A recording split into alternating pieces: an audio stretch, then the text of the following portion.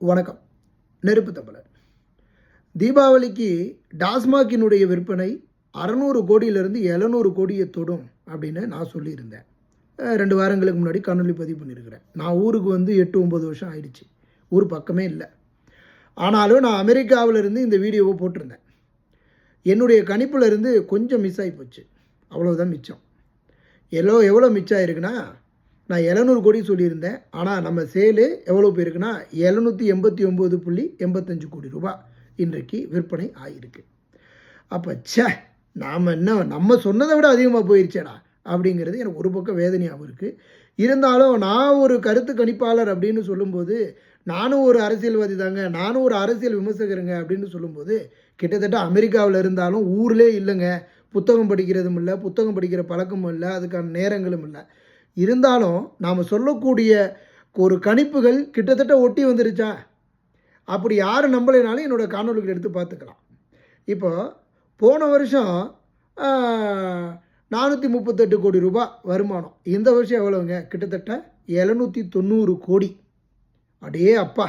18ஆம் தேதி 230 கோடி, அதற்கப்புறம் 19ஆம் தேதி 293 கோடி, அதற்கப்புறம் 20ஆம் தேதி தீபாவளி அன்னைக்கு 266 கோடி.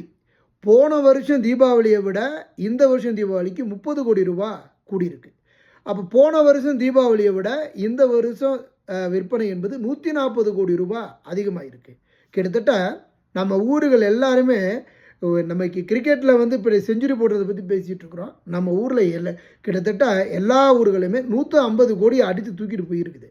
நம்ம மதுரை தான் முதல்ல 171 கோடி ரூபாய்க்கு விற்பனையாக இருக்குது. நம்ம சென்னையில் ஒரு 158 கோடி 152 கோடின்னு போய்கிட்டு இருக்குது. சேலத்தில் ஒரு 150 கோடி 152 கோடி, எல்லா ஊர்லேயும், கோயம்புத்தூரில் ஒரு 150 கோடி, எல்லா ஊர்லேயுமே இன்றைக்கி நம்மளோட சேல் அப்படிங்கிறது 150 கோடியை தாண்டி இருக்குது. மதுரை தான் தமிழ்நாட்டிலேயே அதிகம். இப்போ நம்ம ஊர் எந்த இடத்த நோக்கி போய்கிட்டு இருக்குதுங்க? எதங்க நம்ம நோக்கி போய்கிட்டு இருக்கிறோம்? இந்த ஆண்டு அரசினுடைய எதிர்பார்ப்பு 600 கோடி. ஆனால் எல்லாத்தையும் தாண்டி 789.85 கோடி. அடே அப்பா! நம்ம எங்கெங்கே இருக்கிறோம்?